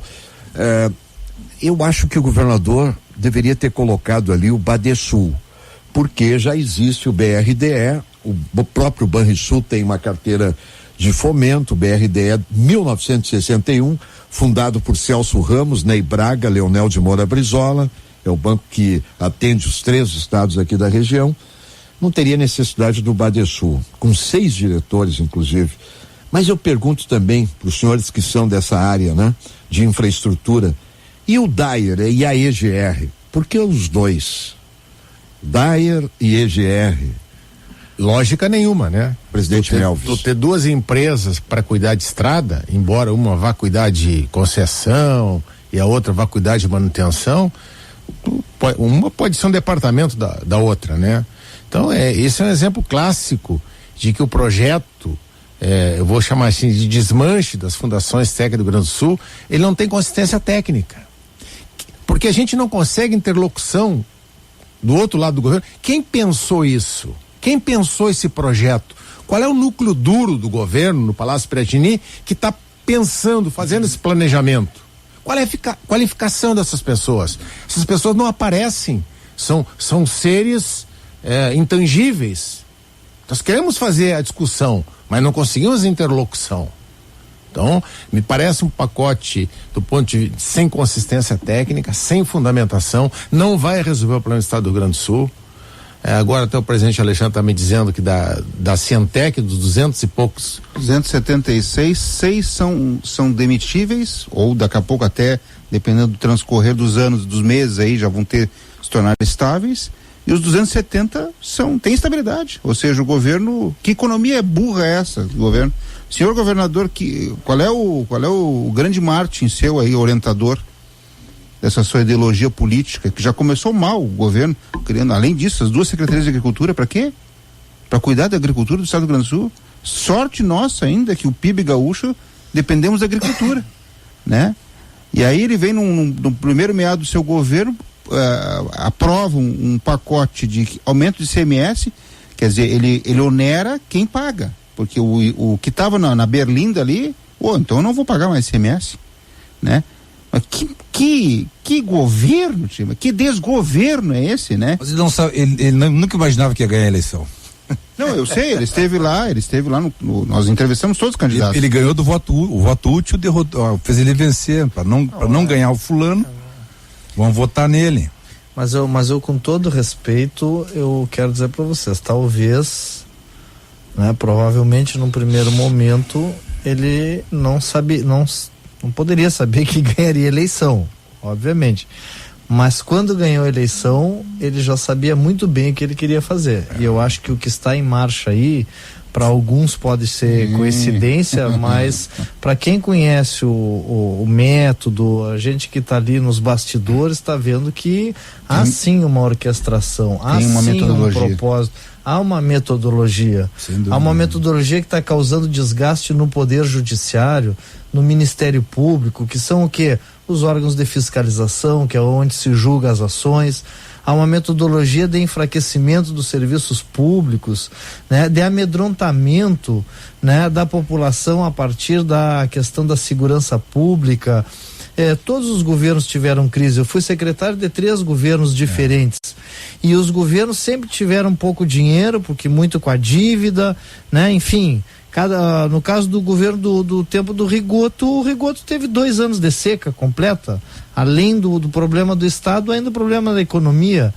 Então, mas sempre se fez um corte equalizado. O que eu quero dizer com isso? Olha, corta mais aqui, corta menos ali, não tira, deixa de pagar fornecedor. Eu quero dizer para vocês, no tempo do governo do Rigoto, chegava-se ficar 8 meses sem pagar fornecedor, mas o brigadiano não tinha seu salário atrasado. São escolhas, são prioridades. Agora, né, eu sei que eu tô falando aqui no setor, que eu vou falar da engenharia, tá aqui, mas eu tô falando na política, né? Obras acontecendo. Mas como diz o obras acontecem, obras estão sendo entregues, algumas obras estão sendo entregues. Quer dizer, mas em compensação não se contrata mais 1.500 brigadianos. Então aí também é tu escolher o que vai ser a prioridade nesse momento. Ou é o social, é bom que desse para tocar tudo junto. E aqui se fez, desculpa, doutor, um corte linear. Se cortou 30% em tudo. 30% em tudo, 30% em obras faz muita falta, mas não para. Agora, 30% na segurança, que já tem uma defasagem de 20 mil homens, é um caos.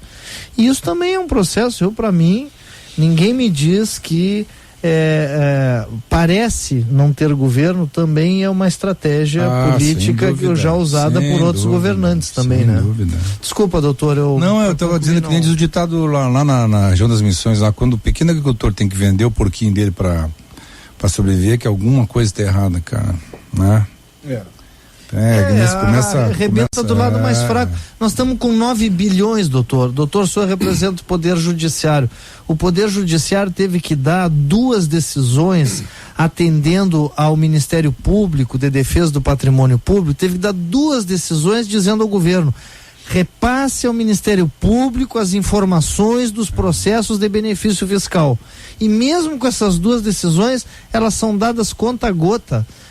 Agora o conselheiro Miola deu uma entrevista que eu posso falar no Correio do Povo, dizendo que eles não têm acesso, é limitado o acesso deles aos benefícios fiscais. São 9 bi. O nosso problema é 2. Isso é o Tribunal de Contas? O Tribunal de Contas.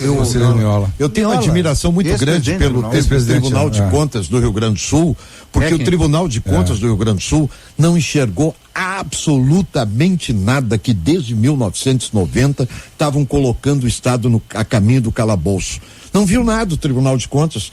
Entra governo, sai governo, entra governo, sai governo, as contas são aprovadas. Por sinal, é o seguinte, eu queria saber, porque eu tô burro, como é que um órgão auxiliar da Assembleia Legislativa recebe auxílio moradia e os deputados não recebem auxílio moradia. Por exemplo, deputado Lara é de Bagé, mora em Porto Alegre, para ser deputado tem que pagar a sua casa, o seu aluguel, não tem auxílio moradia. Mas o conselheiro do Tribunal de Contas do Estado tem. Mas vem cá, eu não entendo, eu sou burro, eu não consigo entender isso. Onde é que nós estamos? E o tribunal não viu nada até hoje do que estava acontecendo. Não conseguiu enxergar nada até hoje. E entra governo, e sai governo, e entra governo, e sai governo. Mas por isso, o Tribunal de Contas não viu que, por exemplo, a Corsã tinha um diretor técnico que era teólogo. Onde é que está o Ministério Público de Contas? Onde é que está o Tribunal de Contas? Onde é que está a CAGE nesse momento também? Quer dizer, é um negócio... Eu acho que desde da questão da Odebrecht, muita gente via, mas não conseguia elementos para botar a mão, e agora está botando a mão. Eu tenho notado que nessas investigações o pessoal só divulga depois que já está, inclusive, com todas as provas conseguidas. Aí depois o processo se dá, mas já dessa vez está havendo um processo inverso, né? Muitas vezes se divulgou para depois ir buscar as provas. Agora o que eu estou sentindo é que quando é divulgado já há as provas. É uma questão de tempo para elas virem à cena, mas já há as provas. Então, 30 anos a Odebrecht. A diferença da 7H com Protógenes, Protógenes com essa operação Lava Jato. Bem isso. É isso, doutor. Essa sem impressão dúvida. Pode proceder. Tanto que o processo que levou do Banco Opportunity do Dantas, Daniel Dantas, foi todo ele anulado por isso, por sinal, o advogado, procedimento legal. Por sinal, o advogado que estava na linha de frente, gaúcho, Luciano Feltens, era procurador da República. Foi procurador da República. E se exonerou para defender É isso aí. Bom, na reta final. Mas tocando esse dinheiro, o Lara disse que das isenções tem 9 bilhões, né? Por ano.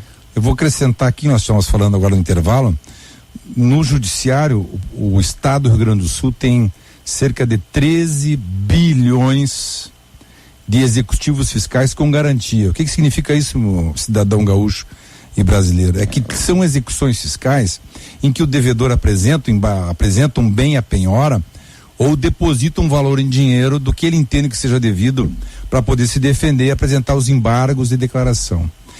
Após essa apresentação da defesa, ele tem o direito de receber, mesmo tendo uma certidão positiva, uma certidão de dívida ativa positiva, ele tem o direito de receber uma certidão com efeitos de negativo.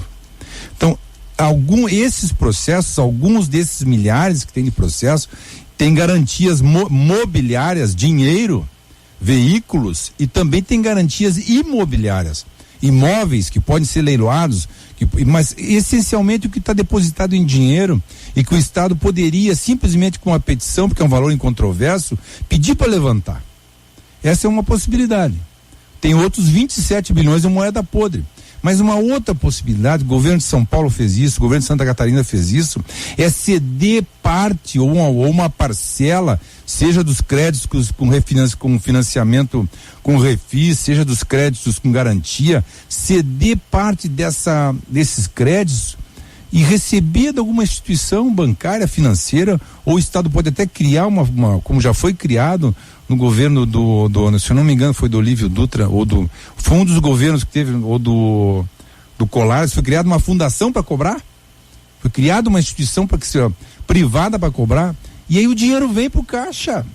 Agora, se junto com essas isenções existe esse estado nebuloso de saber quem são os beneficiários, a mesma névoa, a mesma situação de nebulosidade existe para saber quem são os devedores do Estado, de ICMS, de refis, que não pagam e até hoje recebem por anos e anos certidões de dívida positiva com efeito negativo. E o senhor sabe qual vai ser a maior surpresa de muitos gaúchos?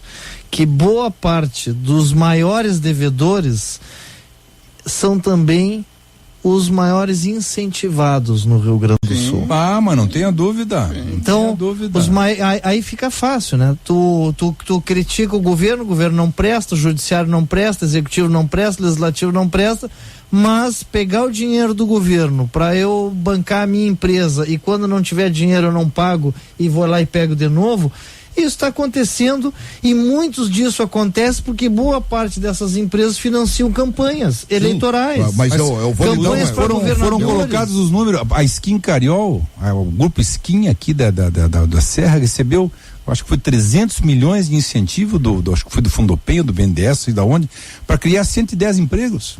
A Gerdau recebeu 300 milhões para criar 70 empregos. Não, tem uma empresa que deixou um furo aqui de 285 milhões e o oficial de justiça passou 6 meses tentando chegar no dono da empresa, só que o oficial de justiça acho que não sabia que a empresa, o dono da empresa, tinha um complexo de comunicação e ficava ali na Caldas Júnior. Aí quando o oficial de justiça foi encontrar, o cidadão já estava nos Estados Unidos, com tudo lá. E o Estado está aqui, ó. A CRT é uma das maiores devedoras de ICMS ainda. Por incrível que pareça. Quer dizer, dinheiro o que está faltando é gestão. Sim. E alguém que o peito de comprar briga, dizer, olha, eu agora, quanto aos bancos, o doutor chegou aqui, a primeira coisa que ele estava falando aqui a respeito da taxa Selic capitalizada ou não, foi uma demonstração que ele deu. Nós temos uma ação judicial no STF que questiona a dívida do Estado.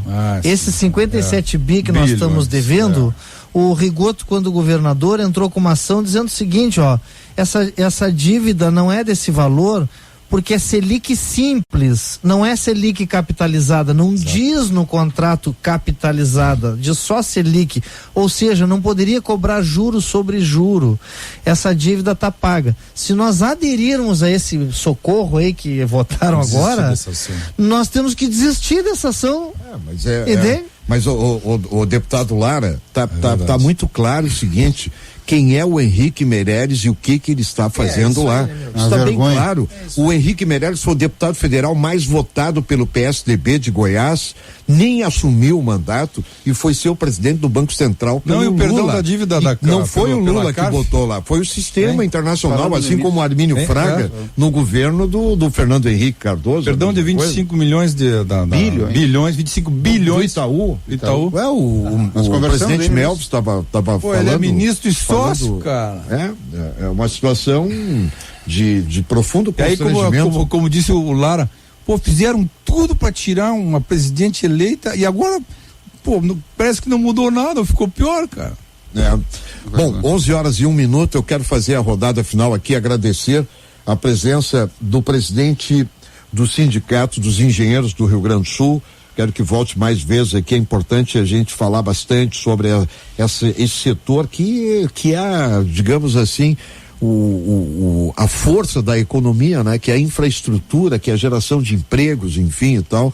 Presidente Alexandre Volman, do Sindicato dos Engenheiros do Rio Grande do Sul, muito obrigado pela presença. Alguma questão que eu não coloquei, fica à vontade aí, por favor. Não, eu acho que as portas estão abertas aqui para o sindicato. Gostaríamos de voltar aqui, fazer daqui a pouco uma pauta bem específica assim sobre infraestrutura. Eu, o presidente do CREA aqui, né? Não estou desprestigiando aqui a presença do Lara, né? Claro. Mas assim, eu acho que nós temos pontos nevrálgicos e nessas crises é que a engenharia tem que aparecer. E eu digo engenharia num contexto amplo, né? Até engenharia financeira. Nós temos especialistas e temos muito conhecimento para falar sobre isso, né? Agradecer a oportunidade aqui aos ouvintes, que eu estava vendo aqui os WhatsApp de muitos colegas nossos engenheiros que estão assistindo a rádio aqui e gostando do que estavam ouvindo. Claro, alguns não aguentaram, daqui a pouco voltaram, daqui a pouco saíram, mas estavam acompanhando, eu estava acompanhando pelo WhatsApp. Então, gostaria de voltar aqui mais vezes, junto com o presidente Mel, fazer uma pauta específica e falar sobre as questões das fundações, falar a questão dos PPCIs, do Corpo de Bombeiro, isso é fundamental. Nós falar sobre a questão dos movimentos, do fortalecimento até das ações conjuntas do SENGE e do CREA, né, para valorizar a engenharia como um todo, né? Que me parece que dentro dessa operação Lava Jato aí estão se olhando e vem a praça pública a palavra engenharia, mas por trás disso aí tem um CPF de uma pessoa que não honra sequer um título de engenheiro, né? Daqui a pouco são pessoas que manipulam, mas vai para a página a engenharia brasileira. Eu acho que nós temos e perdemos muito com isso. E o risco que o país tá submetido nesse momento, porque é o seguinte, o know-how dessas empresas, o know-how destes engenheiros, destes técnicos em determinadas áreas, olha... É muito ruim. Eu diria assim, só para fechar minha participação, há 30 anos atrás, o engenheiro da Petrobras tinha orgulho de dizer que era engenheiro da Petrobras. Hoje, ele tem vergonha até de abrir uma conta e dizer que trabalha na Petrobras. De tão difamado que ficou o nome da Petrobras. Não é a engenharia da Petrobras, é as pessoas que lá... Eu sou frentista, daí são esses agentes políticos que lá passaram e denegriram a imagem da maior engenharia brasileira, que é a engenharia Petrobras. Né? Então isso, o Belvis também, a gente fala isso nas nossas palestras, a Embraer, a engenharia da Petrobras, e me parece que não é por aí. Nós estamos aqui como entidades de classe, aqui, CREA e SENGE, para fortalecer a engenharia e desmistificar por trás de toda essa operação Lava Jato. Acho que tem que continuar mesmo, mas nós temos que valorizar a engenharia brasileira. Não podemos agora privatizar aeroportos brasileiros aqui para multinacionais que têm engenharia brasileira para fazer isso. Não fala aeroporto que já me deixa nervoso. Eu fiz isso para passar a bola para ti. Quantas empresas, né, estrangeiras que estão botando o pé no território brasileiro, que estão lá nos seus respectivos países, né? Também respondendo também por processos também de desvio de comportamento, de corrupção. São muitas, né? Exatamente. São muitas. Doutor Alex Custódio, muito obrigado pela presença, prazer muito grande recebê-lo aí também. Obrigado, Milton, obrigado ao Grupo Bandeirantes, sempre aberto à discussão ampla e sem qualquer restrição de pauta, né? Eu fico muito feliz sempre vir aqui, porque a gente sempre encontra pessoas positivas, otimistas, né? Trabalhadoras. Eu conversava com o Lara e com o Melvis, com o Alexandre aqui no intervalo, dizendo que nós éramos poucos, né? Isso minha mãe dizia, nós éramos poucos para ajudar os mais necessitados, nós éramos poucos, nós somos menos ainda, mas como é que eu vou parar de tentar fazer desse mundo um lugar melhor para viver, né? Eu tenho felicidade, alegria, a gente sai daqui renovado, porque só encontra pensamentos positivos, né? Pensamentos de construção, pensamentos de edificação, de resgate de princípios, valores, de resgate da dignidade da família, da sociedade, do ambiente onde a gente trabalha, a dignidade do trabalhador. Isso valoriza muito o dia a dia da gente, faz com que a gente continue acreditando que esse mundo pode ser melhor, sabe? Que esse mundo não é só, não mudam só as moscas, né? Nós temos que fazer desse grande bolo que o cara diz, de um fermento, né? De um adubo, para que nasçam coisas melhores, né? Eu comentava que antes nós tivemos várias oportunidades aqui de falar sobre isso. Antes, por que a gente não busca auxílio numa instituição, por exemplo, como as Forças Armadas, né? Nós fazíamos, na época, eu fiz muita ação cívico-social. Nós falamos com uma professora aqui, que era secretária de Educação, dizendo para ela, por que você não procura um exército? Em cada cidade desse estado, por menor que seja, tem uma unidade do exército. Lá em Quaraí tem o 5º Regimento de Cavalaria. Tem militares capazes, tem militares que têm formação em eletricidade, em mecânica, em construção. Pô, o município quer melhorar uma escola estadual, uma escola municipal, vai lá fazer uma ação cívico-social com o comandante da unidade, vai conversar com, olha, comandante, nós precisamos de uma ajuda. O senhor ajuda a levantar aquele pé? Claro, só me dá material. Agora, o prefeito, o secretário Pedro Westphalen, para recuperar as estradas vicinais, fez um convênio com o auxílio do General Mourão, que o General Pujol tá mantendo. Foi feito um convênio muito incipiente para fazer a casa de triagem agora com o secretário Schirmer e com o General Pujol também. Então, se fala muito nós precisamos fazer licitação em gastar. Eu acho que primeiro nós temos que arrumar o quintal da casa, pegar o que a gente tem para fazer e fazer desse limão uma limonada, com um custo reduzido, né? E eu acho que a partir daí nós vamos começar a reconstruir aquele conceito de dignidade, de tranquilidade que a gente tinha. Eu ficar na frente de casa, lá na minha Cruz Alta querida, onde eu tive minha infância, a gente via passar o Pedro e Paulo na rua às 10 horas da noite e às 11 daqui a pouco a gente ouvia o apito do guarda noturno. O guarda noturno era concursado, gente, do município. Tinha uma plaquinha atrás, ele saía às 11 horas da noite e voltava às 5 horas da manhã. O guarda noturno com a fardinha marrom, com o distintivo dele, um cacetete e uma lanterna. Ele não precisava de arma para proteger. Ele só precisava de 4 quarteirões para passar e tocar seu apito, cara. Isso é o que nós estamos buscando. Na simplicidade, quem sabe, a solução dos nossos piores medos, né? E aí é o que vem dar esperança pra gente. Muito obrigado, doutor Alex Custódio, juiz de direito. Doutor Melvis Barrios Júnior, presidente do CREA, muito obrigado também pela gentileza, pela presença. Alguma questão que eu não coloquei, fica à vontade. Acho que rapidamente, Milton, não podia deixar de falar Rio Grande, né? Onde nós temos a terceira maior estrutura do mundo para produzir plataformas petrolíferas, sondas de exploração. Sabe quanto é que arrecada o modal soja no Rio Grande do Sul? Todo modal soja, em torno de 18 a 20 bilhões esse ano. Varia um pouco em função da cotação na Bolsa de Chicago, né? Uma plataforma custa 4 bilhões de reais. Nós mandamos 4 para a China, então, ou seja, 4 plataformas que nós fizéssemos no Rio Grande, ela equivale a todo o PIB da soja do estado do Rio Grande do Sul. Para tu ver a capacidade de alavancagem que aquela estrutura que se fez lá está abandonada, atirada. Uma vergonha. Né? Então, são coisas que nos deixam muito tristes, porque ali são empregos de engenheiros, são tecnologia. 5 países do mundo têm a capacidade de pegar um casco de base, né? De base. E transformar aquilo numa plataforma de exploração petrolífera. Porque se tu entrar dentro daquilo, tu fica impressionado. A complexidade que é aquilo. Então, um know-how que o Brasil estava desenvolvendo, aquilo gera uma cadeia produtiva. Tu tinha aqui encharqueada gente produzindo, Caxias, o Polo Metal Mecânico de Caxias, trabalhando a pleno para suprir as demandas lá, né? E, infelizmente, aí tu toma uma decisão, não, mas vai custar mais barato na China. Mas vai mais barato quanto? Tira o imposto, quero ver se vai custar mais barato. Pedro Parente, né? Bom, Pedro Parente, que a gente conhece, então, sabe? Nós estamos destruindo um processo de autonomia do pré-sal, de autonomia tecnológica aí que nós precisamos, e estamos comprando chineses, Singapura, da Noruega, né? Então, isso é muito grave, né? Acho que isso aí merecia um programa lá em Rio Grande, sim, viu? Um prefeito especial, né? Especial. E rapidamente também, o Alexandre falou aeroporto, né? Eu provoquei, porque agora a concessão Salgado Filho, né? É um tema que eu me debato muito e entendo bastante, posso te dizer que de tanto que estudei tem debatido o tema, né? Se pagou 400 milhões pela concessão, né? Tem que se investir mais 1,5 bilhão na ampliação da pista, que é bastante complexa aquela ampliação, porque ela é em talude, são 5 milhões de metros cúbicos de aterro que tem que se colocar. Então você vai se gastar mais 1,5 bilhão, com mais 400 milhões são 1,9 bilhões para 25 anos de exploração.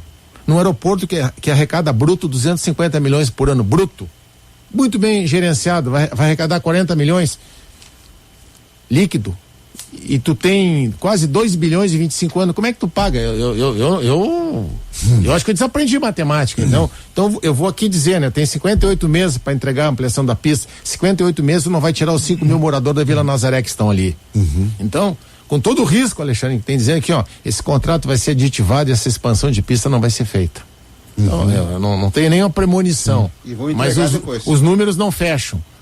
Assim como os espanhóis ganharam a concessão do anel rodoviário de Florianópolis e não fizeram nada. Então essas questões nós temos que discutir com muita transparência. Isso, né? Exatamente. Então o SENGE, o CREA, os técnicos, nós queremos discutir essas questões, mas é difícil porque não vem interlocução do outro lado. As pessoas não vêm pro debate. Nós queremos debater. Nós vamos ter que trazer. Queremos esclarecer. Exatamente. Mas obrigado pelo espaço. Nós é que agradecemos, presidente Melvis Barrios do CREA, deputado Luiz Augusto Lara. Muito obrigado pela presença e pela gentileza aí também. Me resta agradecer. Uma questão que eu não coloquei. Não, só me resta agradecer e parabenizar aqui os colegas de mesa, aqui, amigos, né? Um prazer conhecer aqui o doutor Alex Custódio, prazer lhe conhecer. Obrigado pelas palavras, e eu queria cumprimentar de modo muito especial também esses dois jovens, né? Porque são jovens presidentes, né? De entidades e que numa visão... Por sinal, são 4 jovens que estão aqui, o único final de carreira, porta GML, sou eu. Não, tá bem, meu time, tá bem. Tá batendo na casa dos 60. Não, é que o cara de Bagé tem dificuldade de elogiar, mas a gente tá bem, olha aqui. Mas eu queria uma coisa só que talvez as pessoas fiquem pensando, né? Já me falaram isso e eu fiz questão de pontuar. A gestão do Melvis, tanto com a gestão do Alexandre, ela é uma gestão moderna. Primeiro porque ela é profilática, ela é uma gestão enxuta, né, com respeito ao dinheiro, né, da classe deles, portanto é um dinheiro público também, porque é contribuição, enfim, né? Mas ela também é moderna porque ela vai muito além do mero quesito da matemática da engenharia. Ela entra no contexto, ela discute as grandes causas. Quer dizer, o Porto de Rio Grande, olha, o que isso está acontecendo é um desastre para toda aquela região, para todo o nosso estado.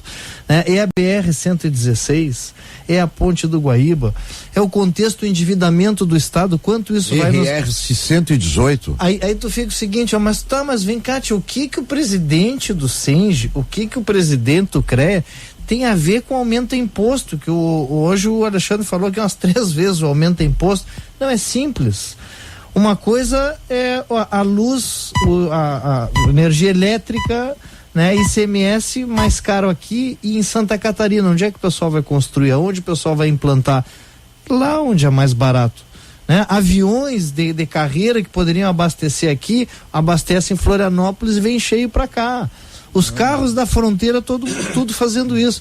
Então, quer dizer, a gestão moderna, ela requer não só a moralidade, a moralização, né? Cortar gastos, ser enxuto, mas ela também, para poder entregar um bom serviço, ela precisa desse olhar mais amplo, do contexto. E eles fazem isso. Então, eu gostaria de salientar, porque às vezes o pessoal pergunta, vem cá, mas lugar de engenheiro é na obra. Não, a obra, para que ela aconteça, tem todo um trabalho atrás, né? A gente sabe que é assim. Então, por saírem de dentro da sua zona de conforto, como o doutor Alex Custódio hoje aqui também sai da sua zona de conforto, coloca posições aqui importantes que somam. Então, eu queria chamar a atenção disso, porque não é toda hora que a gente vê alguém disposto a meter o peito na água, como os que estão nessa mesa fazem. Muito obrigado, deputado Luiz Augusto Lara. Quero mandar um abraço ao doutor Ricardo Cecegolo, presidente do Sinduscom, e quero mandar um abraço também, faz muito tempo que eu não tenho o prazer de encontrá-lo, mas é um político que eu tenho um respeito muito grande pela história, pela trajetória, pelo comportamento, enfim, e por ser engenheiro também, Adão Vilaverde. Mandar um abraço fraterno ao Adão Vilaverde. Foi diretor do sindicato. Tenho uma historinha para contar de engenheiro. Um dos meus assessores lá, Alexandre Melvis, é um engenheiro mecânico. Ele trabalhou como engenheiro mecânico até os 45 anos. Não quis mais trabalhar com engenharia, fez vestibular para direito e passou, se formou com 50. advogou até os 54 para 55. Também, cara, me encheu o saco. Aí fiz concurso para analista do tribunal e passou. É meu analista hoje, é meu assessor. Tá com 57 para 58. Ele. E ele, assim como meu irmão, tem um irmão que é engenheiro mecânico. Meu irmão disse que tudo no mundo é engenharia. Desde de tu fazer compra, concepção de um filho, relação sexual, dia a dia, acordados, tudo é matemática e organização. Então hoje quem organiza a minha pauta e todas as coisas é o Gilson. Engenheiro mecânico. É o Gilson. Porque ele, eu não sei assim, é a facilidade. É a facilidade de racionalizar um procedimento, de equalizar um procedimento, de criar uma rotina, né? E enxugar aquilo que está pesado, cara. Olha, viu? Eu não sabia. O Da Camino, cara. O Da Camino é engenheiro mecânico. Olha aí, ó. O Da Camino, viu? Muito obrigado, hein? Estourei o tempo aqui.